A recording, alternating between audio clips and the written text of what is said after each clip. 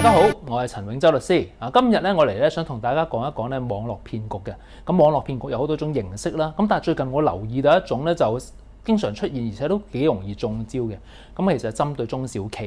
嘅。咁咧嗰啲騙徒咧其實就一早黑入咗嗰啲中小企嘅電郵系統，然後發現佢哋個供應商嘅身份同埋個電郵。佢哋睇到佢哋真正供應商同佢嘅對話係啲乜嘢，咁然後留意到咧最近有啲交易。咁嗰啲騙徒點樣呃錢咧？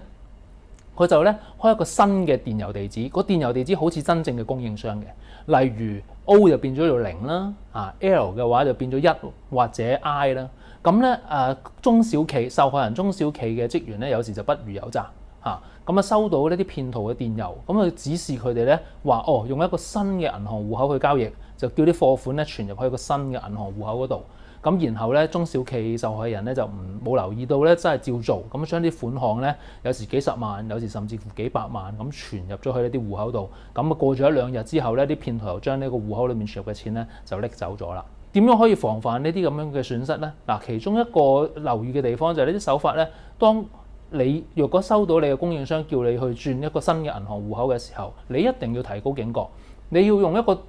例如佢用電郵嚟指示你轉戶口嘅，你就要用電郵以外嘅其他途徑去核實到底呢個係咪真正供應商嘅指示。可以用電話，依家仲興 Zoom 嘅話咧，就用埋 Zoom 就一定最穩陣，唔會搞錯啦。萬一真係不幸咁樣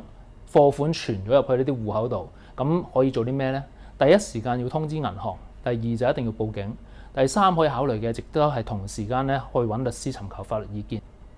除咗呢個中小企墮入呢個騙局陷阱之外咧，其實平時大家咧都要留意一下自己嘅網絡保安，因為網絡保安做得唔好咧，就有形形色色嘅網絡騙局咧就會等住你噶啦。其中一種要特別注意嘅咧，就係你哋好多人咧公眾都會用咗一啲免費 WiFi。